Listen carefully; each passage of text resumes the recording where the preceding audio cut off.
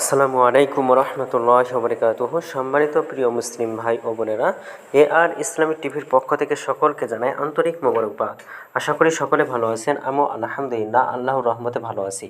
আজকে আপনাদের মাঝে আলোচনা করব মৃত ব্যক্তির নামে কোরবানি করার বিধান সম্পর্কে। তো কোরবানি ইসলামের একটি গুরুত্বপূর্ণ ইবাদত। কোরআনে আল্লাহ তাআলা নামাজের সাথে যুক্ত করে কুরবানি করার নির্দেশ দিয়েছেন। আল্লাহ তাআলা বলেন, ইন্না আতাইনাকাল কাউসার ফাসল্লি লিরাব্বিকা ওয়ানহার ইন্না শানিয়াকা হুয়াল আবতার। নিশ্চয় আমি তোমাকে কাউসার দান করেছি, সুতরাং তোমার রবের উদ্দেশ্যে সালাত আদায় করো এবং কুরবানি করো। নিশ্চয় তোমার প্রতি শত্রুতা পোষণকারী নির্বংশ। সূরা কাউসার।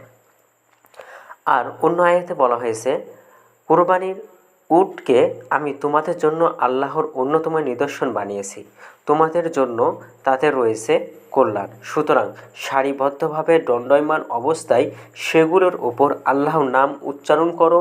যখন সেগুলি কাত হয়ে পড়ে যায় তখন তা থেকে খাও।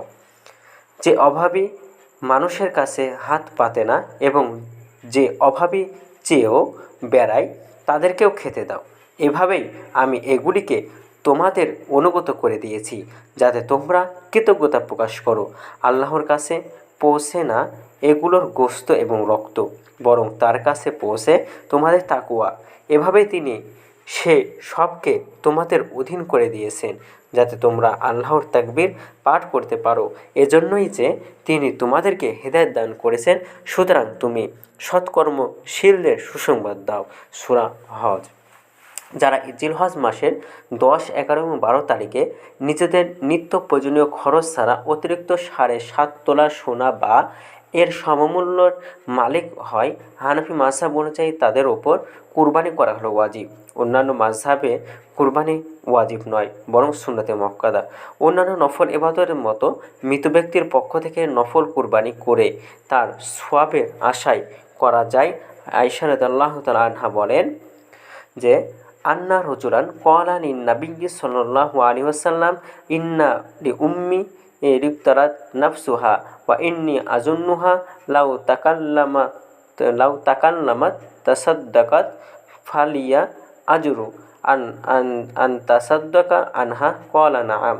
এক ব্যক্তি নবী করিম সাল্লাল্লাহু আলাইহি ওয়াসাল্লামকে বলল যে, আমার মা হঠাৎ মারা গেছে, তার ব্যাপারে আমি ধারণা করি তিনি যদি কথা বলতে পারতেন তবে সদকার ওসিয়ত করতেন। আমি যদি তার পক্ষ থেকে সদকা করি তবে কি আমার এই কাজের কোনো সওয়াব হবে?